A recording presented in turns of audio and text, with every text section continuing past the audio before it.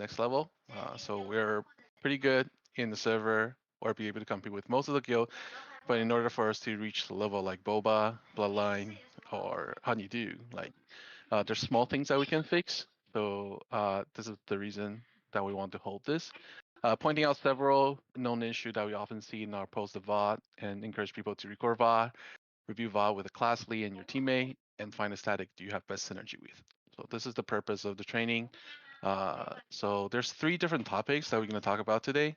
Opening strats, positioning, communication example, and then we'll have a class lead from each of the class to talk about some of the tips that we have that they have for you. So it's gonna be Kaiser, Collapse, Tiger, and Nonopot. Each of them will take about 3 to 5 minutes.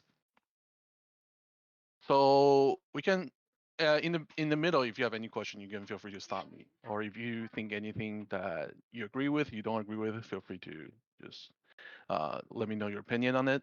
So of course, I'm not saying that everything I said is right. It's just some general tip that I see from my experience doing PvP MMO.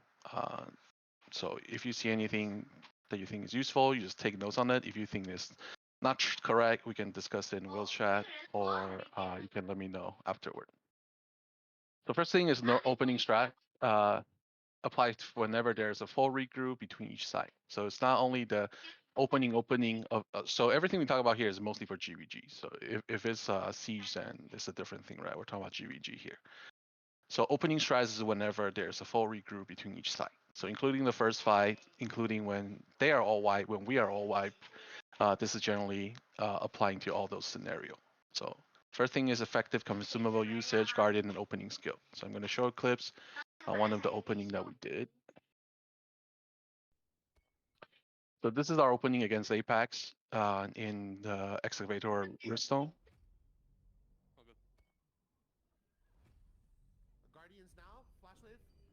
So first thing for a healer, Blessed Barrier is something that you can use for a team. I know some people run a single target, but if you have a target, you have about 7 seconds of a lot of increase in defense by using it. Tank, Bastion for your team is also a good way to open for your group. In terms of the food buff, you can have up to 4 total food buff that you can take. Attack or defense, one of them, and then you can have one with max health. You can have one with max mana and mana recovery, and then you can have one with movement speed and attack speed. So there's a total of 4 food that you can apply in the beginning, and then you can also drink your mana potion. That one has a 15 minutes duration. That also increases your mana. So in the opening, you can have up to 4 different buff and then 1 mana potion to use in every battle.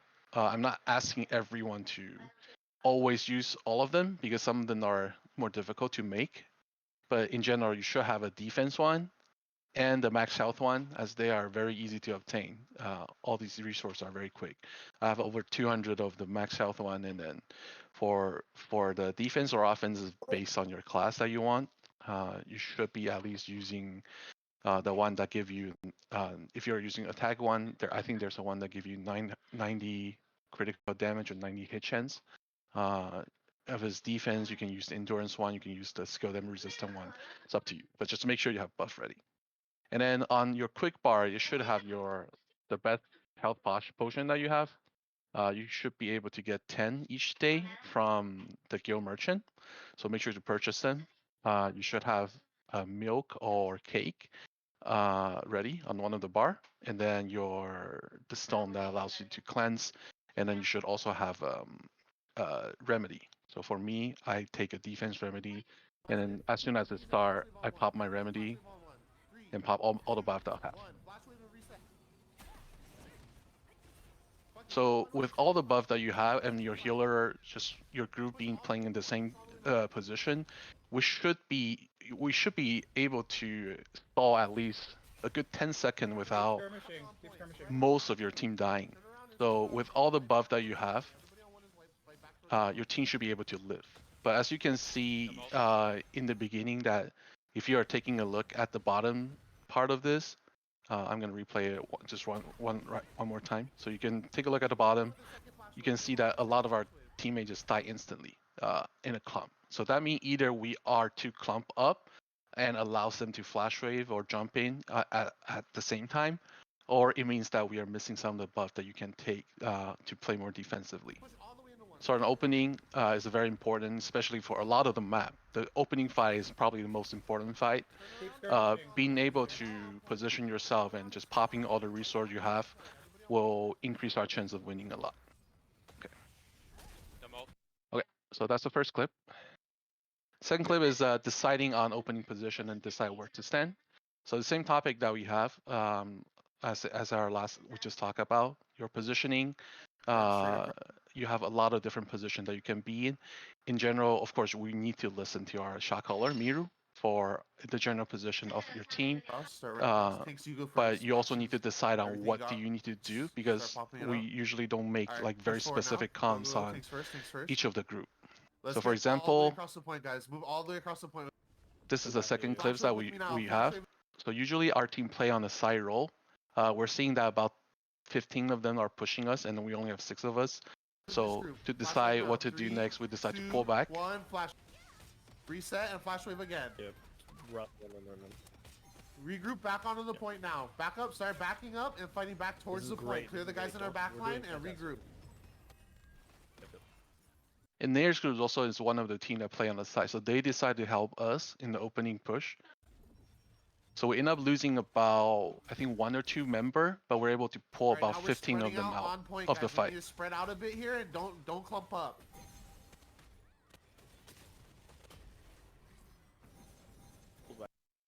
So as you can see at the end of this clip, our army was able to wipe most of the point because they are investing a lot of resource on us, but they are not really getting a lot of kills. So even at the opening fight, positioning yourself in the correct position is very important. You should be the one deciding whether the group should be backing up, should be pushing forward, or go to the side, play on different position with the main balls. So this is also very key to the opening strats. I have another clip that I show on the positioning for melee DPS. Now. Everywhere tornadoes. This is a clip from Remark. Follow with flash wave. Pop your guardians. Now. Everywhere tornadoes. Tornadoes now. Follow with flash wave. Pop your guardians. Use your remedies. Tornadoes. Guardian remedies. So one of the things I want to demonstrate in this clip is a lot of our DPS, especially our melee DPS, we position ourselves in front of the army, but we are too straight on where their backline is standing. So if we have a huge clump here, the enemy mage will definitely push their flash wave into our clump, right? So if our melee DPS want to walk in, you will take a lot of free damage. Like you see these, like there's a bunch of players that is on the screen that's pushing flash wave. So even though they are not focusing especially on Remark, he already take a lot of damage before the fight even start. So fortunately, his healer is definitely being able to heal him back to it. But you see, there's a lot of free damage that we take. So in the opening strats, one thing that we can do for our melee is you want to be taking different position across it. So let's say some of the melee will go more to the cliffside, and some of them will go to the more of the open area, so we don't take a lot of damage together. So that's something that our melee DPS can be looking for to not make. Just be consistently not clump like this, because if we're a clump like this, then it's too easy for them to find the correct target. So splitting up into different positions or their flash waves and their AoE skill wouldn't hit like all of us is something that we need to be considering. Okay. Tornado versus flash wave, when to use each. This is also related to opening. So in general, use tornado when we are being pushed. When we're pushing forward, use your flash wave. If we are stationary, use tornado if a group of people is nearby. So showing 3 clips for tornado usage. The first one is a tornado used by Apex. So this is the same clip that we just showed, that is the excavator where you fight against Apex. So keep a look at their enemy when they are using their tornado against us. So we're pushing on this there. So we're on the air, second tornado, third tornado. So you see that as soon as we land, because they have a really good tornado usage, we already take so much damage before we even land. So I'm going to show this clip again, and their tornado is also being used one by one. It's not like they just throw all their tornado away. There is definitely communication within their group on their tornado usage. Tanks go in. Let's get So here's tornadoes. 1, Tornadoes towards Tiger. 2, and then on the right there's 3. Pull back a bit. Maybe some flash. So before we even do anything, because of the good tornado usage, you see our full clump is already wet. So that's what I mean. When we are getting pushed, then tornado coordination with your team is very important, especially on a more narrow area. Okay. Second clips is a Kawazan that we have. When we're getting pushed, throw your tornado out. Annie throwing his tornado out, and then there's one more player throwing his tornado out. So before they can even enter into this stage, they already have like half of their army white, and they're getting constantly CC by it. After a tornado, you throw your flash wave, and like I said, the tornado should be coordinating with your team on using it on the correct time. Last one.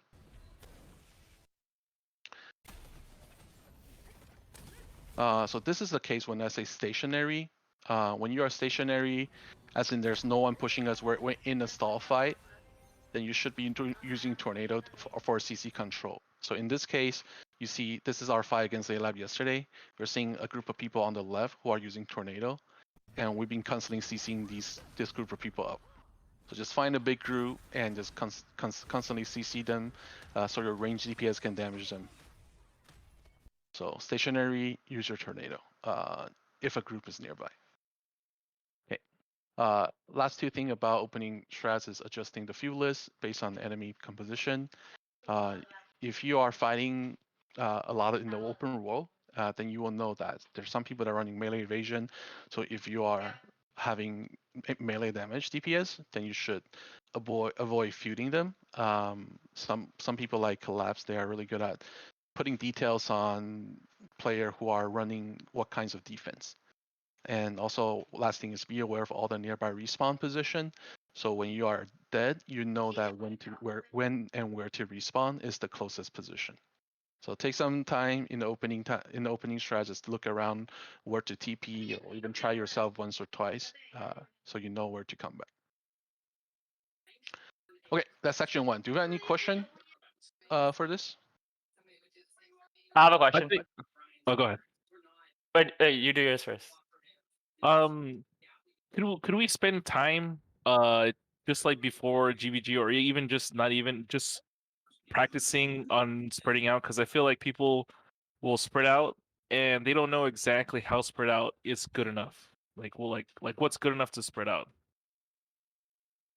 If that makes sense. So it really depends on map. Like some of the map is more narrow, right? Some of the map is more open field. Spreading out usually means that you are coming from one direction, but they shouldn't be able to use only a few skill to be able to damage on most of your army. So spreading out in general is like, even in the same position, you don't need to be entering at the same time, right? You can have people who are going in first. You can have people who are wrapping from a little bit left, a little bit right. Just in general, you have to be aware of where most of the people is standing. So you want to have an even position or even space between every team. So it's not really like I can say, okay, what group should be standing where. Is more on your awareness to stand on the correct position that you think it is. That makes sense. I think it's because we'll spread out. At least for me, I'm guilty of it. Is I'm spread out, and then as soon as I start getting focused, I'll run away, and I usually end up running into a clump. Yeah, that's one of the things that a lot of people, the natural instinct is when you're getting pushed, when you're getting pressure, you will be falling back, right? You'll be falling back directly to where all the backline is standing. So that's something to be keeping in mind too. It's like whenever you back up, just think about where to run to. Because if you all run to the same position, the enemy also is gonna be pushing towards that position, and that position will no longer be safe. So that's something just, it's not like a right or wrong answer. It depends on every situation. Just be aware that where your surrounding is standing, and position yourself in the place that you think is the best for you. Thank you. I'm gonna ask this question. Yeah, I have a question. I have two questions actually. Mm-mm. First is like I just want you to just make it clear about like what everybody's job is as far as like point teams, back teams, flex teams, like what they're all supposed to do differently. And also when like say Miru calls like for us to attack someone on cap, right? Mm-mm. What happens is everybody goes and attacks, or a lot of people go and like go and focus that one person. Mm. Well, and then that's bad because there's what ends up happening is we just get melted by all the DPS, right? Because everybody just goes and rushes the one person. So is there like a team for that as well, or how does that work? Those two questions are actually going to be addressed in the second session, which is positioning. I can explain that Alright. in the next section. Okay. Alright. So Okay. for time being, I will just move to the next topic. So the second topic is on positioning. Group assignment. This is the first one. Understanding the group role, capability, and assignment. So frontline, backline, flanker. Right. So in the current formation that we have in the guild, we have three different kinds of group. Frontline, meaning tanks and melee DPS, backline, tanks and range DPS, and then flanker. Flanker is a very specific group, which is Nayers and Cypher's group, I believe. So these two groups are mostly serving as a group that wrap around on the enemy backline. So it's more like a flanking kill squad, right? So their job is to disrupt their backline to ensure that either they are not casting the skill freely or they are just harassing the healer to make sure that the tails is getting caught. So flanker job is more clear. For frontline and backline is very class depending, right? Frontline usually at this point we have everyone either tank or spear. So I don't think we have any ravagers or stuff. Like most of us are spear and frontline. So frontline is very build specific. If you are building something like a melee evasion, then you should be fighting against their melee. If you're building range magic evasion, you should be fighting against their backline because that's where your defense is working the best in that position. When we are talking about when like for example when Miru is calling about okay we need to wipe the few players some point. We also need to be aware of our class. So in terms of the best tank killer, let's say there's a few tanks on the point. For the best tank killer, most of them are mages. Uh, they have tends to do the most damage to tanks. You also need to be very situational, aware of where the enemy is coming back. So let's say, for example, in the fight that we have against ALAB yesterday, we see a few remaining tanks on point, and then you are a DPS yourself. You need to think of okay, in that scenario, when will the remaining of ALABs coming back? Are they fully regrouping? Are they coming back, one by one? They're still continuing to flood in. So it really depends on the situation. But in general, frontline is the one that if you're a frontline group, you should be playing with your team, on harassing the group that you think you have most success with. If you're a backline group, you are really more on damaging freely and casting your AoEs to cast on your damage on the biggest clump that you see. But after you use those AoE ability, you should also communicate with your team to make sure that you have the same target selection, so you have the most efficient way of killing people. So in terms of group assignment, frontline, backline, you guys are really in the main balls. We're fighting along with the army. Unless you see there's a necessity of, killing the objective like summoning gate. But in general, frontline, backline, you guys will be playing together. Flanker will be away from the army, playing a very different position. In terms of awareness, like I said, use your camera angle to track enemy while keeping an eye on ally. So this is something that you always want to do. You don't want to be narrow visions on just the target that you're trying to kill.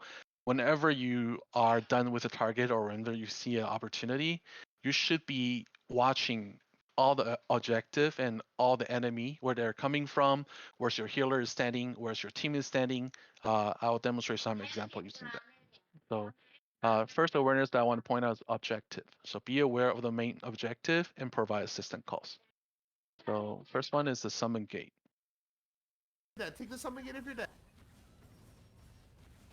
We need the So this is our fight against ALAT in Talus. flex team to go kill that summon gate. tree, We everybody. need the There's a flex big team to group kill the towards summon tree. gate now. So you hear Miru calling, we need a flex team to kill the summon gate. So even at this point, if you're not in the flex team, you should be aware of where the enemy is coming from, because they are most likely going to be coming from the summon gate. So in my angle, I just constantly looking for where the summon gate is. It is at this corner where Chief Striker is standing.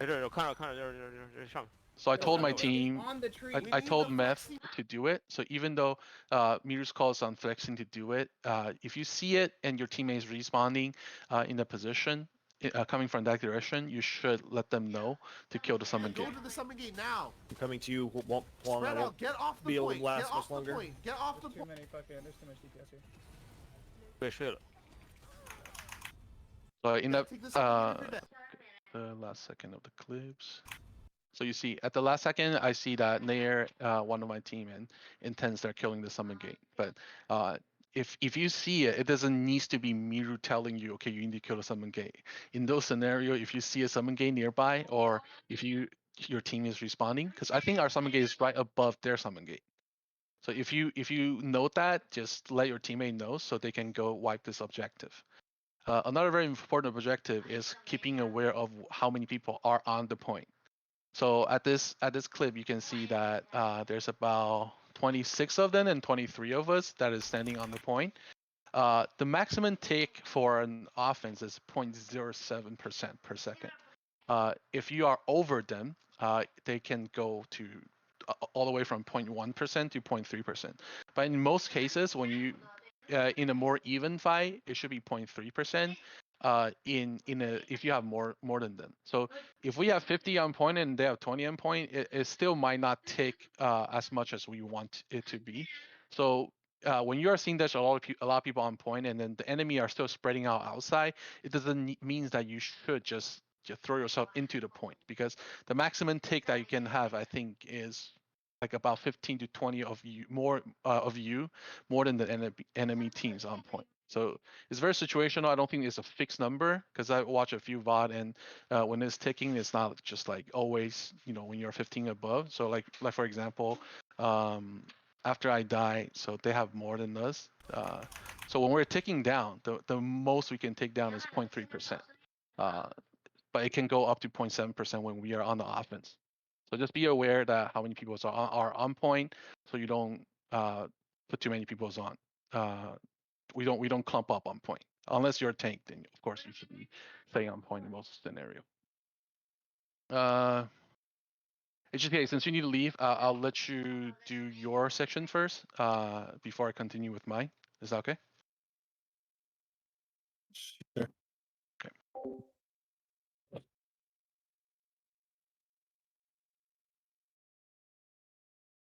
You can share your screen, HGK.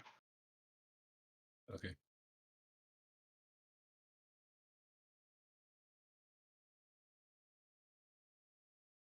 All right, well, I'm gonna go over just like the comms for the party group.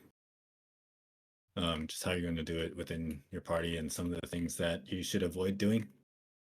Most of them are basic, but I just want to make sure everyone's on the same page. So, first things like mark your teammates and recognize the voices, whose voice goes to what marker. So if you're not in a static or someone's feeling your group, you should just know who's who, or try to do that. And if you don't, then you can ask people to call in third person, because if you just say like I need help or I'm dying or I need whatever your call is, like I don't know who you are. So try to refer to your marker if possible. Yeah, and then you want to keep comms focused, so no blaming, ranting, or unnecessary comments like this game is bullshit or something like that. And you can see that in this clip here that I saved. It's just like focused comms. Doesn't have to be too cluttered, and it doesn't have to have too many comms at the same time.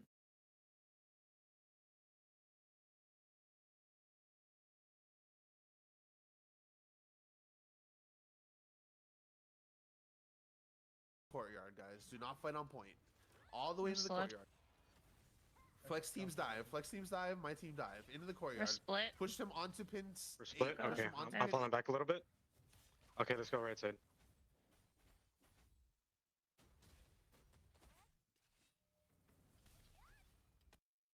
Yeah, that's pretty much it. You know, it's like it's only two people talking, but the whole group can revolve around them, and there's not too much micro comms there because they're a static that plays together all the time. But yeah, going into that micro comms, you know, like I just said, over time it'll become more efficient.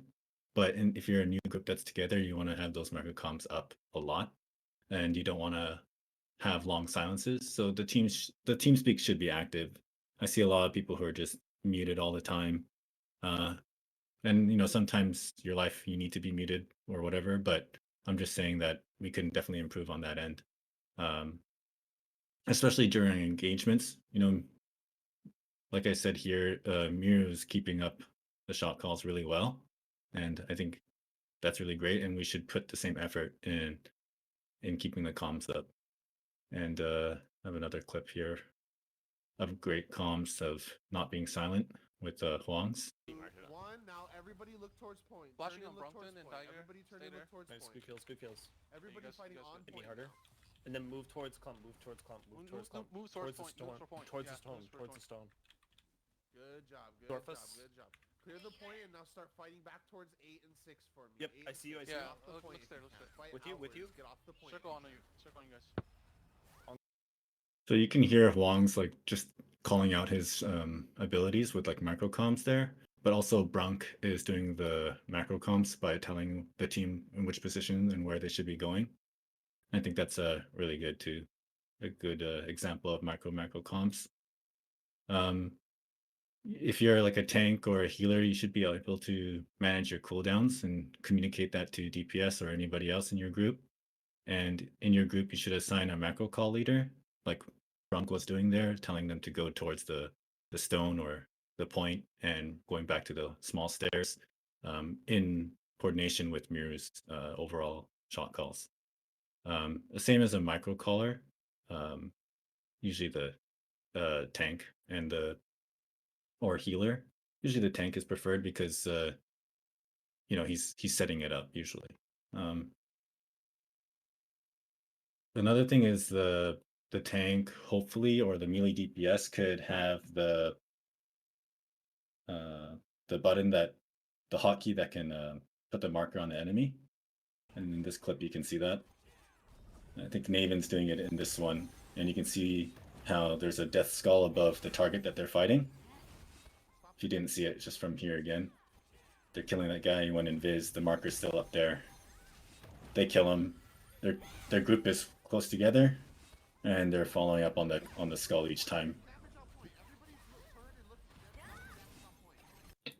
So yeah, just having that will really help your comms in your group. So I just wanted to have a few examples of macro comms, you know, like focus on certain person or tell them that your someone's being dive, like your healer is being dive, peel for them, or follow up with heal reduction. Tell them when you're stunning. Use that third person call like on shields target. Macro calls are like rotate left or regroup or healer's dead. I had a little clip here of somebody else, just a short one of him controlling. Tornadoes left. Flash waves left in 3, 2. Right on the tree, right on the tree, right on the tree. Going, right on the tree. Good. Shift left away from the bush on the right side.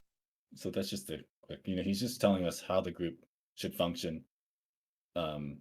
His specific group should function with the overall shot calls in the background there. And then there's types of calls, and you can just quickly read this as well. But there's do's and don'ts of resource management, enemy engagement, positioning, tactical adjustments, and preparation. Unfortunately, like most of the time, I just want to focus on the don'ts right here. It's like I did my whole rotation and died. Like, what was the point of saying that? Give unclear or incomplete calls, like I'm fighting. Where are you? No communication at all, or just like engaging 1vx and then blaming your teammate for not helping you. Like we want to avoid these, and like giving reactionary commands like move without saying where, or like complaining, and or complaining after the fact. You know, why did we do this? You know, instead of like providing a suggestion or preparing beforehand. Also giving vague or ineffective calls, just yelling out help you know, sometimes if you're, especially if you're in a new group, like, who are you? Who's yelling out help? Or again, being silent. Being silent is one of the worst things here. So yeah, we should try to focus more on actionable calls, like engaging on certain person, calling out the timing of it, or macro calls of pulling back or disengaging when your healer is down or something like that. I'll link this one video of not our guild, but somebody else's guild just doing those macro comms. But yeah, that's it for now. Wongs can take over again. Any question for HTK before you leave? HTK. Oh shit. No, go ahead. Go ahead, Deacon. I was just gonna say I think a lot of those points were good in regards to the like skull thing or picking a target. I think Yeah. we need to make sure that like everybody's ready to go on the target because I think there's some like I'm very guilty of it. I'm like calling out the target as I've got the person to half health and to expect people to like quickly find my target and be able to burst that person is like not feasible. So it's more of a like, hey, I've marked skull, let's go on them in 3, 2, 1 type of thing instead of like, hey, skull's low, can you help me finish him? I mean, both ways work, but I think one way can definitely be a lot more efficient if everybody's all right, like I'm ready, ready, ready, go. Yeah, And definitely, then definitely. I was gonna say something else, but I forgot. So whoever's gonna say something, let me try to collect it. Oh yeah. I have something to say. I think that call out just saying like that we're spread out is like very good. Like just because we get so tunnel vision, right? So just saying that like the party is split, I think that's a very good like call out for the party. Yeah, I think Yeah. healers and tanks have important roles here with the communication. Healers can usually see it from the back, right? They can see the team's layout, and the tanks are focusing on the targets here and like trying to control the fight.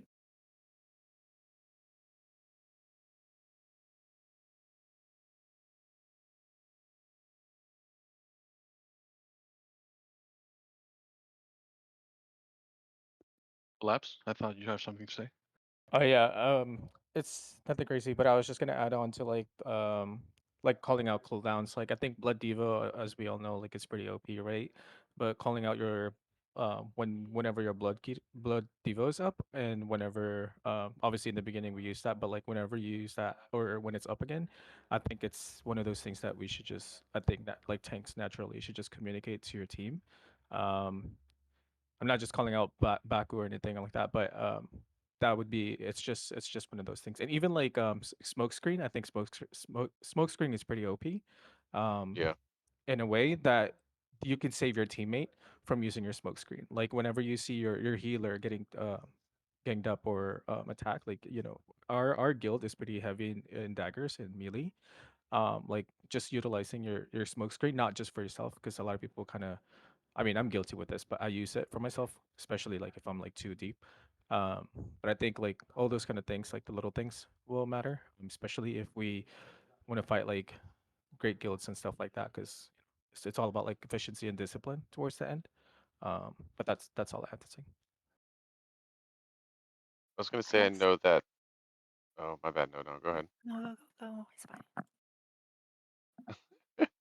I was just gonna say that I know that in Nair's group in the past, like sometimes I felt like it's taken time for our comms to like warm up, so to speak.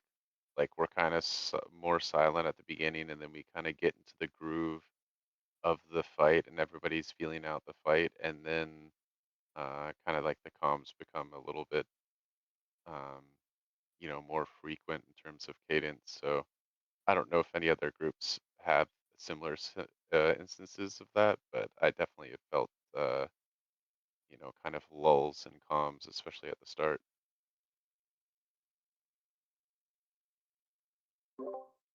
Yeah, a good way to counteract that is if you're in a static already, you can go to like nighttime PvP beforehand, or maybe not right now since it's not as active, but like in the future, you can go to some PvP with your static beforehand, or just start talking to your static beforehand, to see if you can Yeah, get the get in a comms little up early. earlier, get hype. Yeah, that's why it's good to get in TeamSpeak a little bit earlier. Yeah, and I think Nona had something to say. Yeah, it's just the addition for collapse too. Aside from the blood devo and the blood smoke screen. So in the healer position, it's just the nature's blessing. So this is for people that use the HOTs, the HOTs. We don't want to press nature's blessings at the same time because it doesn't stack with the healing touch of a different player, especially if there's two seekers or even like liberators that has the vigorous specialization or even just the nature's blessing. It doesn't stack, so you better let them know about it too, that when are you going to press it, which is so hard because mostly, especially like in the liberator static, because they also have the nature's blessings. You need to micro comms who's gonna use it first. That's just in my case.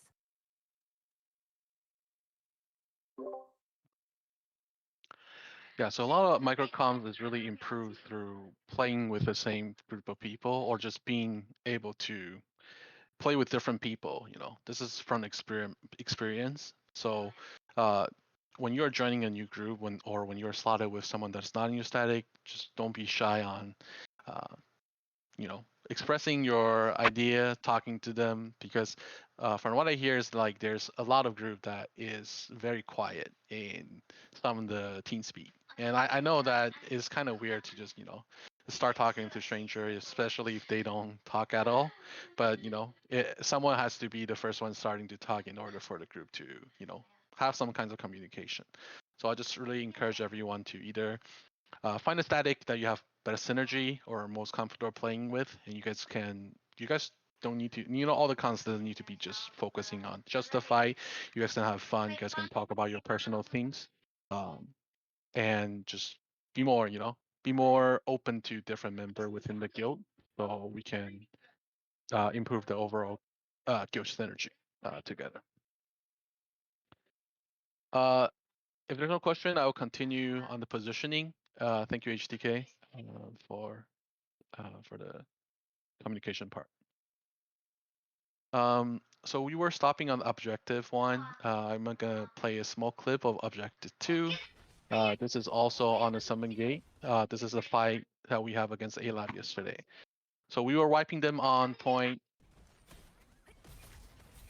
So we are a little bit too calm at this point, but we're winning the fight. There's some remaining players left. And then now, this is what I means of being aware. Just keep on looking at where people are coming from, what the situation on the war is. So for me, in this case, I saw their guild summoning gate. The guild resurrection stone. So I know that there's going to be people respawning from the resurrection stone to us. So this is something that you want to be constantly communicate with your team, because at this point we're staying very clump in this corner, and if they're using a summon gate and we're continuing to stack like this, then it's easy for them to just push here and then use their flash wave on us. Then our position is going to be too clump for that fight. So just be constantly aware of where the main objective is. How many people are on the point? Do you still need to be on point? Should you go off the point? Where are people coming from back when they're respawning? Let your team know where to spread out, when to spread out. Okay, decision making. So always follow the shot caller's call. So that's the most important thing. Whether you think at that point, whether you think the call is correct or not, always follow the shot caller's call. If you have any different ideas after war, or you think the call is incorrect, talk about it after the war. So at the instance when the shot caller is making any call, just follow it. So do not make any independent calls outside of the war. Just make sure that keep the comms very clear. If you have suggestion, like for example, if you see it, they are using their resurrection stone, they're using your summon gate, let the people know, but make sure the call is very short and up to point. You can suggest improvement after the war, like I just mentioned. If you see anything that you think you want to improve, or you see some mistake, you feel like there's a mistake that shot caller made, do it after the war. However, a party leader can make adjustments that coordinate with the army based on their assigned role. So that means that in general, you follow their call, but you don't need to strictly follow the positioning, because if the shot caller is not making micro comms, you can make some adjustment on which path that you're taking. That also follows this call. So decision 2. All the way in. Everybody in. Everybody in. Push in now. Push in now. Both sides. Both sides push in now. Both sides push in now. Tornadoes and everything. Knock them. So Miru's called to us to push in. Fight under the tree. We're getting stuck on people. Going to grappling. We're ignoring them. Okay, so at this point, you can see that there is different places that you can fight, right? There is the people on the cliffside. There's the people on point. This is what I mean by you can adjust the call accordingly. So you can decide to where you're going to position your team and which side you're going to be pushing in from. So for our team, we decided to take the grapple and try to sandwich this group of people with the armies on the right. So this is something that I means by making the decision. There's a group of people, a good amount of us decide to push on cliffside. This is good. So that means that we are generally spreading out into different positions. So the enemy is harder to focus on this. And we're also seeing some people on the left, right? They push all the way in to attack their backline. So this is the adjustment that you can make for your team. Tronic. Healer for team next to edge. Pull the DPS outward. Pull the DPS outward. Fight under the trees. Clear it out under the trees. Okay, so this is one example. Second example.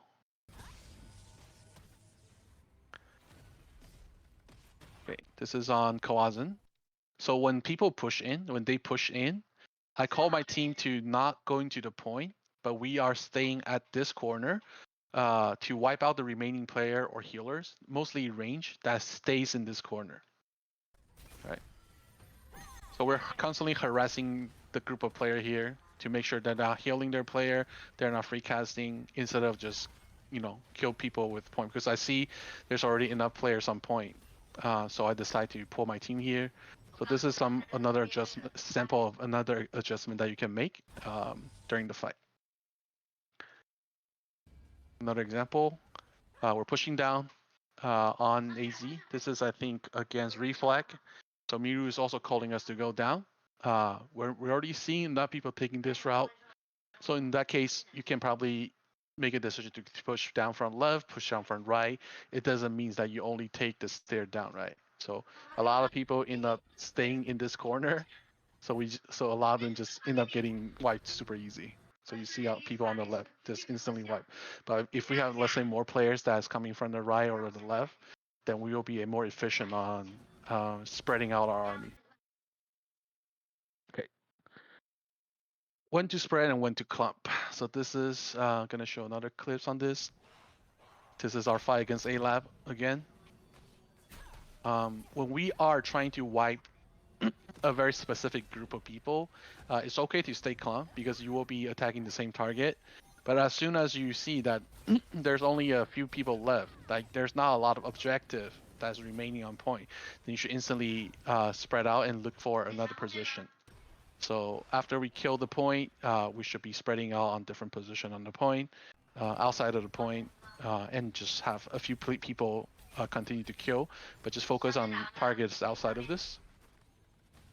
And then when we're winning, another good practice is just continue to apply pressure for the enemy team, so they cannot regroup, right?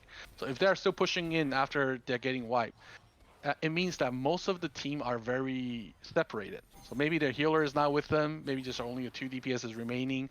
Continue to apply pressure, so they are never get a chance to regroup. But that's also a very good practice to do if our objective is clean right now. So Miru made a good call on us pushing towards them. And then we end up doing that and stop them from regrouping. So you see most of the target, even coming back on point, is just 1 or 2 tank. And then once again, when he calls us to regroup on point to kill objective, I see everyone returning. So I say, okay, we have enough players on point. I call my group to kill these remaining players outside the target. So that's something to be keeping aware of, is just to make to call for a different position for your group during different situation. Okay, last thing I'm going to talk about is respawn. When you are respawning, there's 3 things that you can think of. You need to think of. First of all, you need to be aware of your healer position, cake, or just run back. So should you just run back, or you should use your cake to get you back to full health and full mana before coming back. It really depends on your healer's mana and how the situation is at that point. If the fight is still very close on point, then you should probably want to run back as soon as possible. But if we're winning, if your healer is out of mana, use your cake instead of just running back. Is the shot caller calling a regroup? That's something you need to be thinking of too.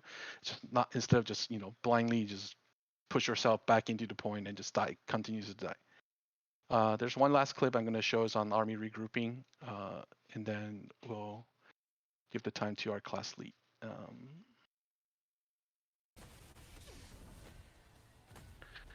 Once again, the fight with us against A-Lab yesterday.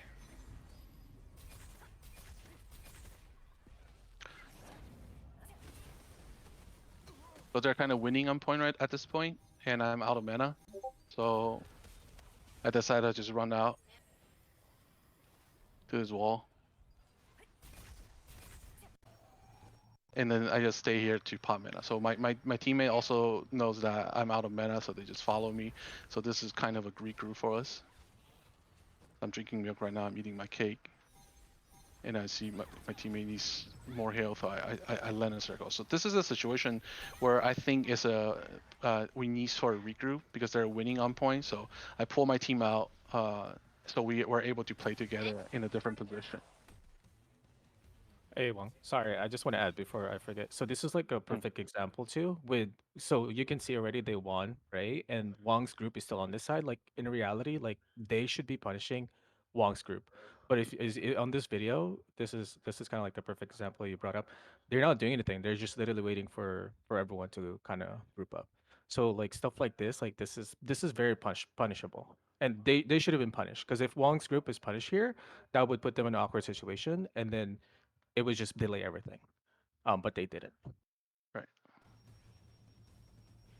So in not being able to regroup, and we sandwich the enemy team later on in this fight. Okay. Okay, that is my section on positioning. Let's push the question till the end after our class lead talk about their stuff, and then we can have question for our remaining topic at the end. So we're gonna start with Kaiser and then Collapse, Tiger, and Donald Park in that order. So Kaiser, you can take over. Okay. Yeah. So for Liberator, especially, like I'm Spellblade now, but we're gonna mostly be concerned with Liberator here. Positioning, I think, is kind of the biggest thing you should be concerned with, just in general, because as Liberator, you're pretty much a sitting duck.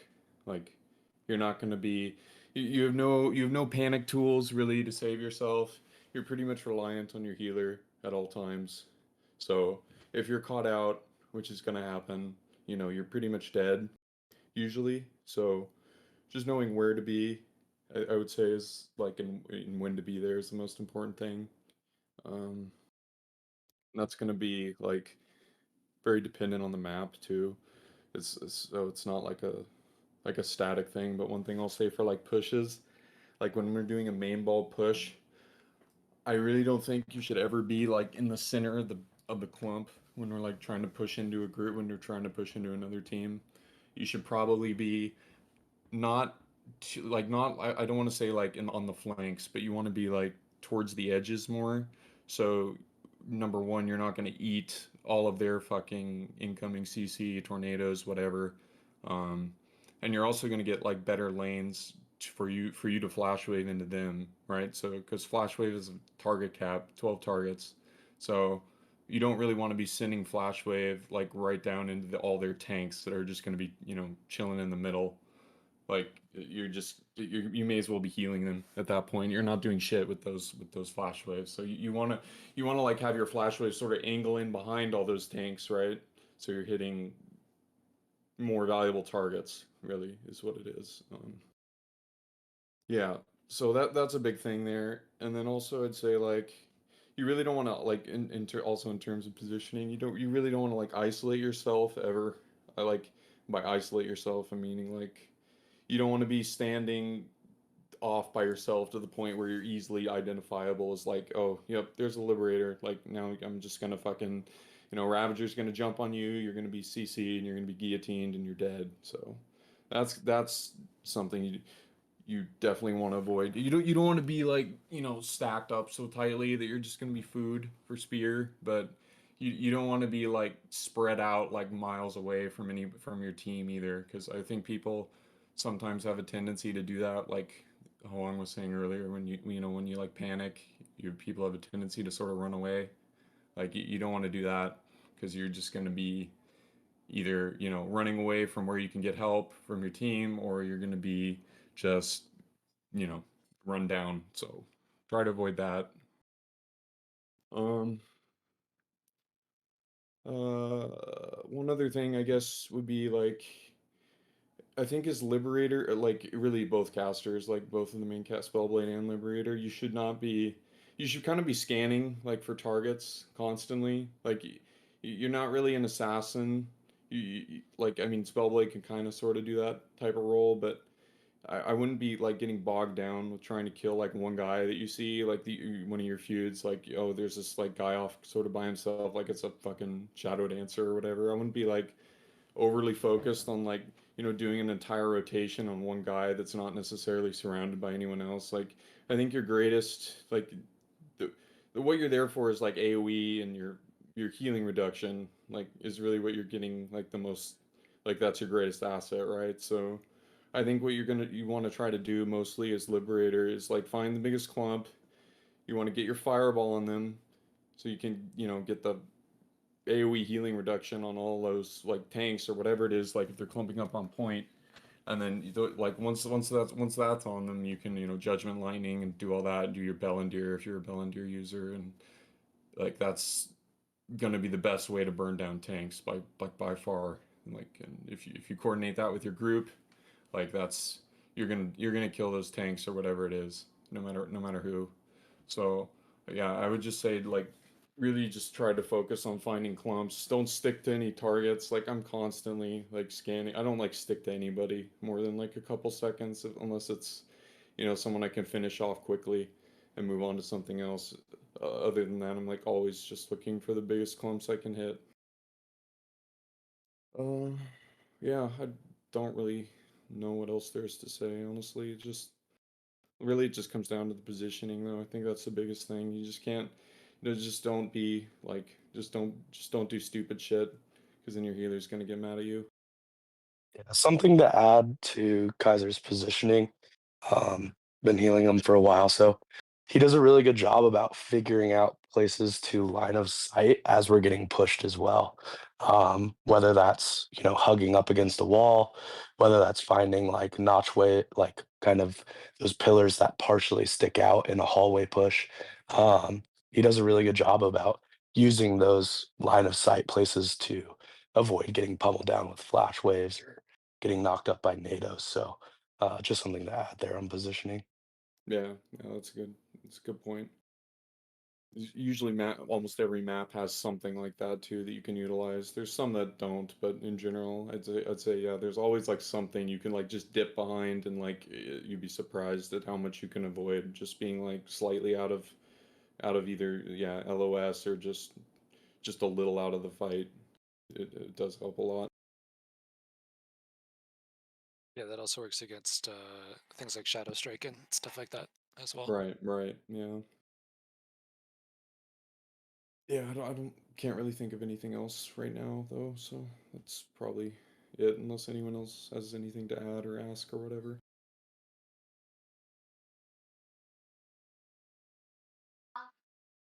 Collapse. You can go for melee DPS. All right, guys. Personally, I don't think I'm like the best for this. I think Nair. There's a You're lot. amazing. I think Nair should be the one talking, and then I also think that Carbon Tiger should be the one talking.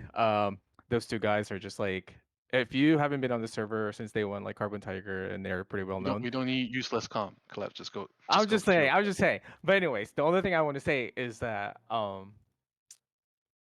yeah, I don't really have anything to say, dude. Like I think Nair should be the one talking, really. It's not me. I don't think I'm really the great component. Alright. Okay, for spears, all I got is a couple things. And it's like really just plain general normal stuff, but it's just literally just try to get your stacks. Oh, also, wait, no. At the Try start to of get the fights, stack. at the start of the fights, right? Well, at least on Azrael, you can actually stack off like the little skeletons that are around. But normally, if it's like the other stuff, like Talistic, for example, if there's no mobs at that dead center thing, like you either hold off on trying to get stacks or make sure you're in a better position before you get stacks because there's gonna be like almost every single time if you're somewhat in that main ball and you try to even get your stack, what's gonna happen is you're gonna hit your button. You get one stack and instantly sent into the air. If it's not you that's sent into the air, it's the enemy that's sent into the air, and then now you're a spear with one stack and you're not gonna do shit. So you're better off like finding a better position to do that, or just holding off for a little bit, or you just look for an angle for death from above and then get stacks, or if you manage to get stacks off to the side somehow, and then you go for like a crazy death from above. Um, I think that's really important because what's a spear without stacks, right? And then when you do have stacks, really obvious. It's like try to memorize who you can hit that doesn't have melee evasion, right? Um, that's there's that. Uh, I don't know how many spears we're gonna have going into tier 2, but Death from Above is the most broken ability ever. So yeah, whenever you use that, you just look for that huge clump. You just win the game, you land those. Uh, and then mainly positioning wise, I don't know, it's just play with your team. I mean, not your team, your group. Best to be with your group. And then I'm assuming every spear is running stealth and smoke screen, right? So, whenever you're getting hard blasted, just make sure to pop one of those or do a roll dodge, and then pop one of those or something like that. Uh, look for clumps. That's about it for spear. Oh, Real yeah. quick. Sorry. Yeah. Real quick. Is there does anybody want to do like training exercises? Like for those that have talked, is there any like main point you want to like really like fucking drill into us, like positioning, like, hey, no, stop doing that, or you want to go through any exercises through like an off day or there's nothing to do, stuff like that. So we do encourage everyone to record their VOD. So when you record your VOD, you can, like I said, you can go into a VOD review with your team or with a class lead that you trust, and then we can, go into a more detailed breakdown on what we see that you did well, what we see that you did wrong. But it needs to come with a VOD in most scenario.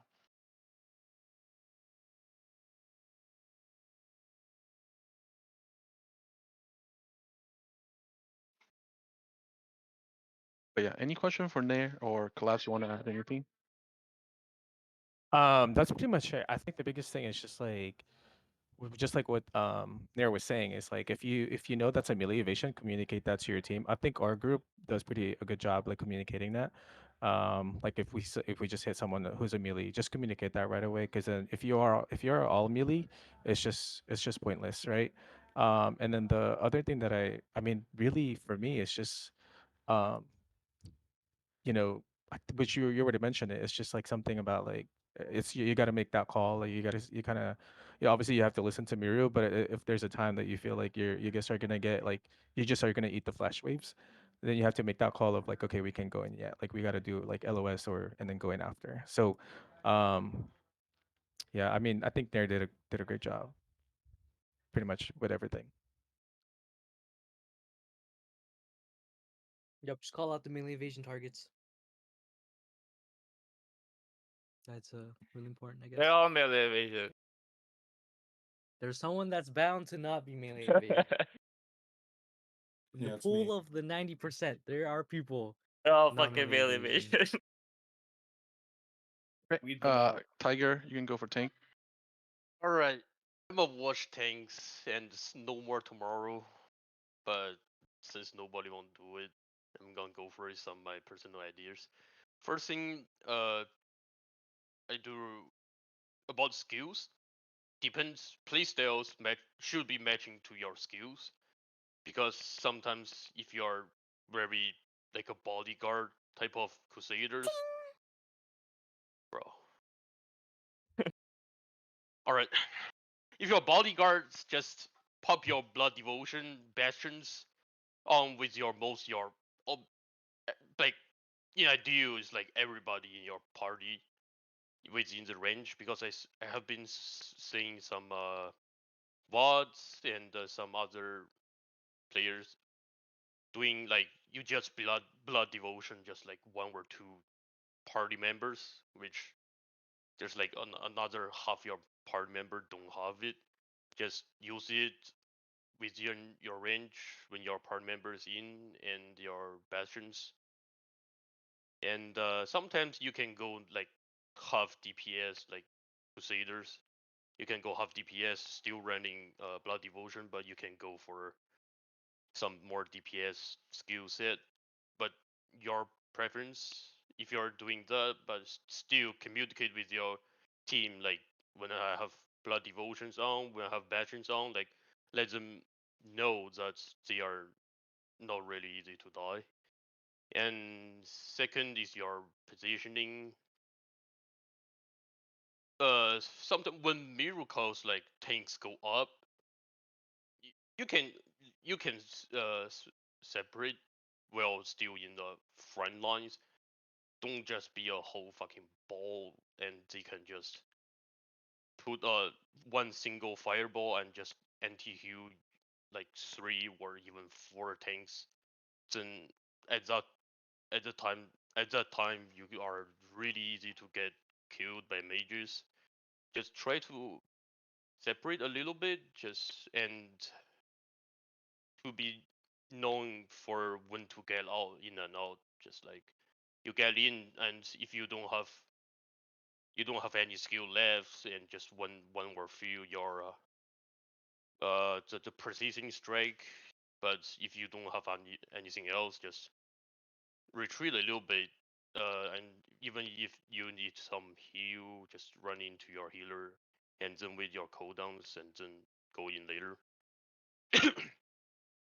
And also, it's like being a tank, like healer is pretty much, or not just being a tank, like for any other with all the wands, healer is like your top priority. You'll probably need to communicate with your healer, like when I need to heal, and when healer needs some help, just come back and help your healer. And also, one more thing is block versus rules, because I was going over some over Crusader SWAT, or just in general tank SWAT. They like to roll a lot, but sometimes you know clump. You need to be a soldier. You need to stand there. So just hold your block instead of a roll, and your the sword and shield block will last for 3 seconds. Is within the 3 seconds, you pretty much like 90% you will live through the 3 seconds, and then you can wait your cooldowns and then get out.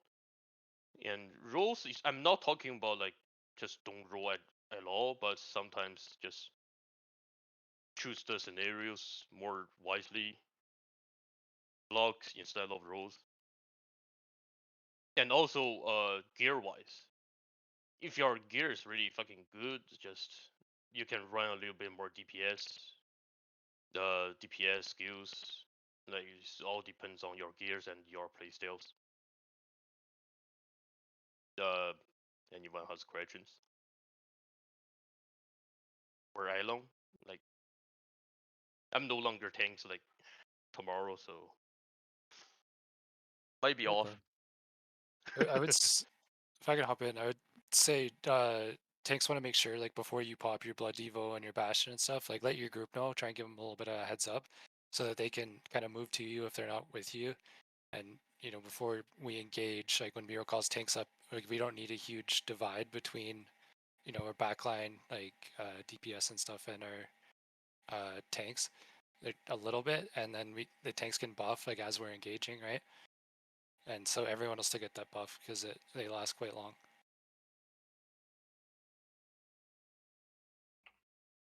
Real quick, did we meet our threshold for healers, tanks, and DPS? Like, do we still need like 2 healers or like 3 tanks?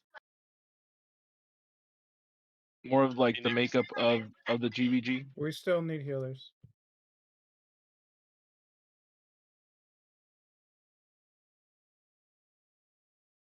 would still need healers. Yeah, we're missing a few healers in T2, but I think we're actually good on tank from what I heard from Phoenix. Yep, that's why I'm out. For healers, it's only going to be seekers, right? Yeah, we're looking for seekers only right now. That's the wrong thing. Bro, they're just Uh, trolling, bro. We'll let No conclude on the. Oh yeah, I wanted to show something to Okay. what I was talking about earlier. Tune in real quick.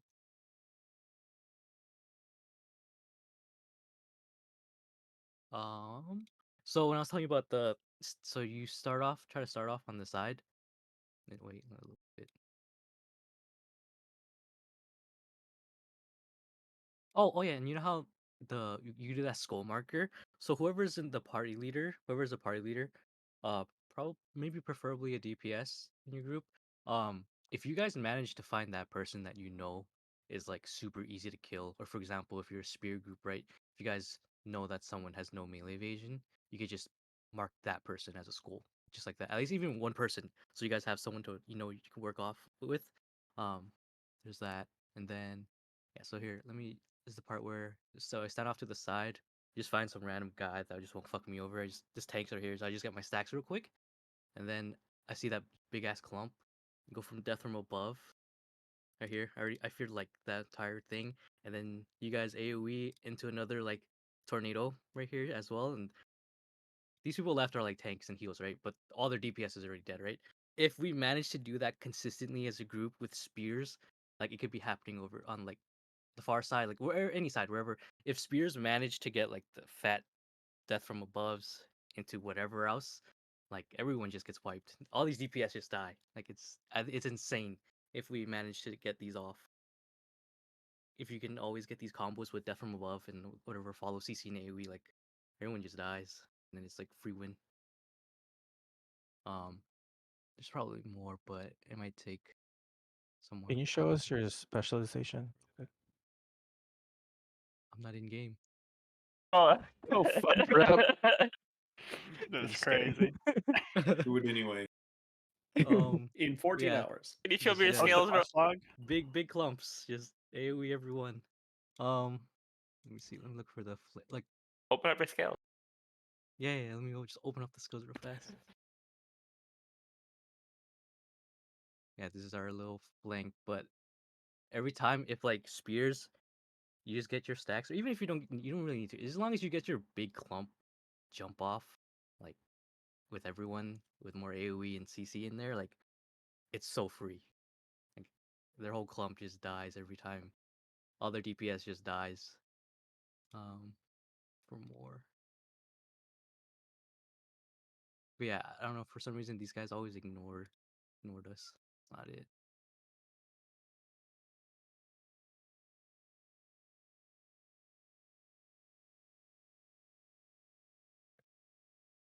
Okay, yeah, right here, another one.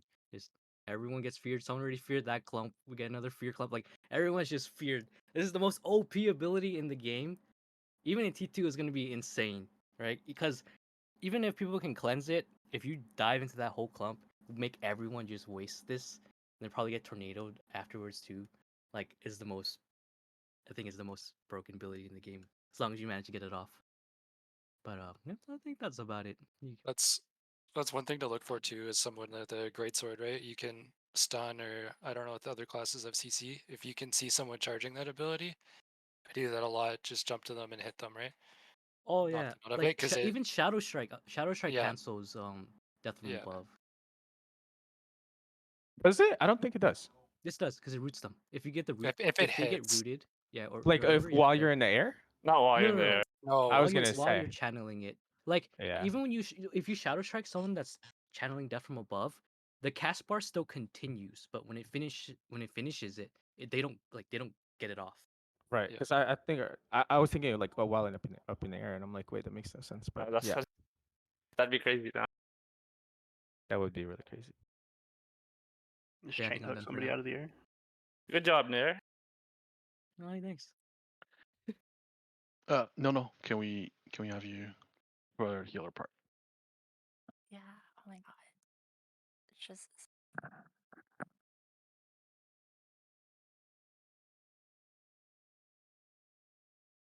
So you can start watching my. I mean my live. I mean. So yeah. So just to let you know, for all of the Guys, stop typing. healers, first and foremost, like literally, you don't have to copy what I do. You should just literally play your own style. And how would you have fun playing the game as healer? So, because you have literally to change everything. Basically, it's just like you just don't let your teammate die. So it doesn't matter though, whenever you have the higher stats or lower stats, as long as you know how and when to use your skills, basically. So I'm gonna be talking about that in a bit. And also, like, just don't blame yourself or feel upset whenever someone dies in your party. Remember, your job is to heal, not to block damage. If they die, blame them because they out of position or something. Like, literally, it's a DPS problem all the time. Um, so, I'm just gonna talk to you guys the basic touch. The basic of HOTS. So it's healing touch and nature's blessing with vigorous. Specialization plus the blessed barriers buff. So I can show you why is it so strong than the swift than the swift healing. Like, I'm so nervous. Sorry. So I'm just gonna show it to you a little bit. Don't mind the spazzing out.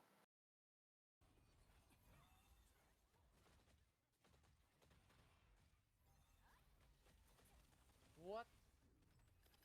Oh. So that's just like how strong the HOT is. Like, if you use sweep healing on that, you might have died, or your DPS might have died for that one. So that's why HOT is so strong as a seeker. That is what you will be doing most of the time in an emergency. So next is, oh my god. So when you're using a blitz skill, I would recommending you like using it in a longer cooldown, such as the Blessed Barrier, the Nature's Blessing, or the Flush Waves. It depends on the situation though, like literally depending on the situation. So it's really hard. Like, it's just game sense basically, wherein what to literally use.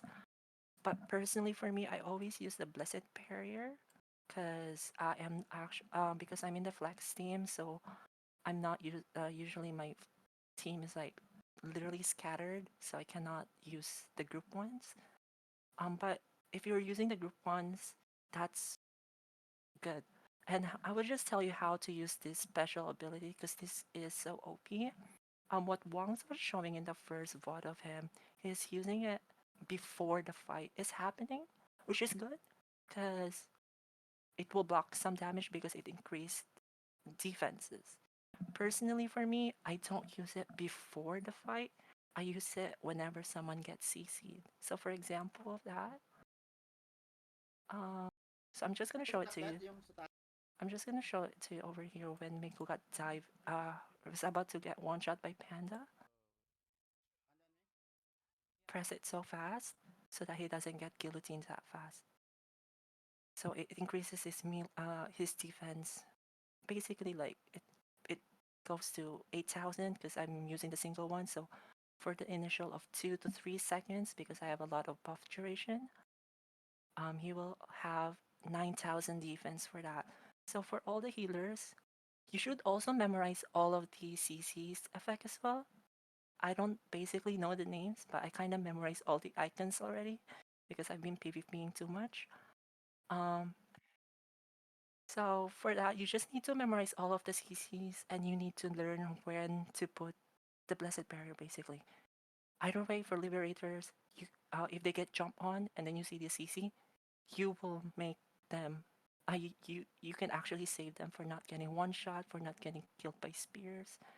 But it is such a hard job because usually you're just the healer or the other healer is literally far away from your team. It's just like literally you need to be on your group all the time. So that is just like my opinion for Blessed Barrier. on how to use it personally for me. You don't have to copy me, just your own thing. But yeah, That's so Um, good. Like looking at their if they get stunned, yeah. putting a shield on. Yeah, so literally, like just press the blessed barrier for that really fast. The next one I was gonna say as well is, oh my god, where is it? So on the blitz skill as well. So some people are asking me like, what am I blitzing? So I have the specialization for blitz because of this one right here. As you can see, Omnier got dropped on stun and everything. All of this one, he has the Fatal Sigma. If I don't have the blitz specialization, if I don't have I have the blitz specialization over here. If I don't have that one, and then I just use this one right here, the something purifying touch, yeah. I can only remove one debuff. So when I press the blitz after the blessed barrier, so I literally always do that. Look at how all of the debuffs will be gone, basically. So all of the negative healing debuffs from them coming from staffs, everything at all, fatal sigmas, all of these CCs will definitely be vanished if you blitz your purifying touch all the time. So that is like what I've been mostly doing, saving my blitz for. I usually use sometimes the flash wave when we're winning and all of my teammates are full health, but usually in like tight fight like GVGs, I always use the purifying touch whenever I see like so many things. And sadly enough though, you can only choose one person as well, so choose wisely basically. Oh my god.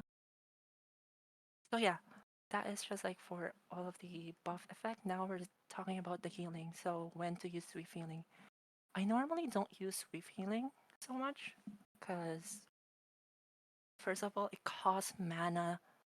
Like I don't specialize it to the triple one. It's like that. Like you can add one more because it stacks up mana. So it reached like what 1,000 at the end. So you're costing like let's say 200, then plus 500, then plus 1,000. It's like 1,700 for just one person to make them well. So usually you just you switch it to other person too. But like sometimes because of the panic, you just constantly pressing the swift healing 3 times, and it's just gonna be overhealing onto them. So that is also the reason why I don't use it so much is because of the cooldown too. That's just also my opinion. You don't need to follow. If you're pro at using swift healing, go for it. I trust you for that, but personally for me, I just don't use it that much. I only use this one in case of emergency and I see there's no debuff on them. Like whenever there's no debuff right here, like for example this burn, I use it. I use the sweep healing for them because it's much more stronger. But whenever there's debuff, it's like literally like I felt it like it's a bug maybe because this one I don't know. That's not a healing debuff. It's like damage per second. But whenever they have this one, the amount of sweep healing is 70% less than the regular one. So that's just what I felt for it. It's Yeah. it's anti-heal. I'm pretty sure Mage has can they It's put a an yeah, it anti-heal is an skill anti-heal on with serial Oh, yeah. firebomb. Yeah. If It's you ever see that fireball, assume it's it's focused got anti-heal. firebomb. It's actually 2 different weaken effects. It's not just the Yeah. burning one. There's a separate effect that's also applied by firebomb, and it's actually 80% for 6 seconds. Yeah. So thank you for that. So yeah, I even don't know any of the skills basically. I just memorized all of the logos over there for too much PvP. And what else?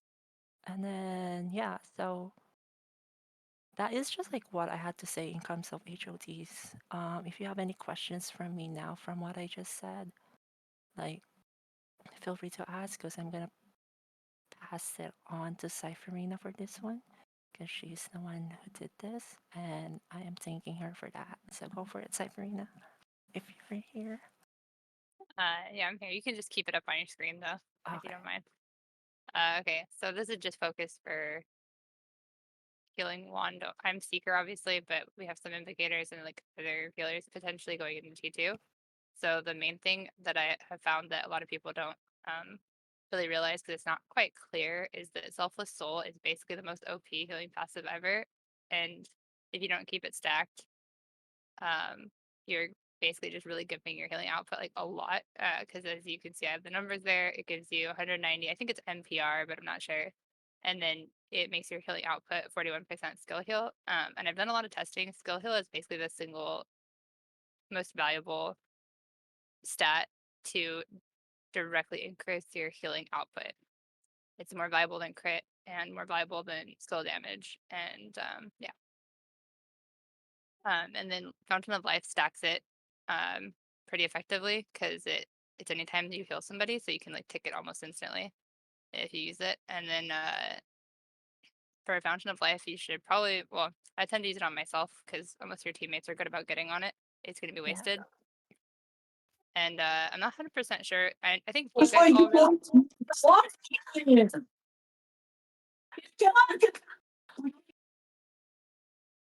I got it covered. Continue. I'm not sure. I think you guys all know, but I'm just gonna, in case you didn't, here's your quick info on that. Nothing in this game can heal you unless you're in a party with someone, unless it is a direct heal.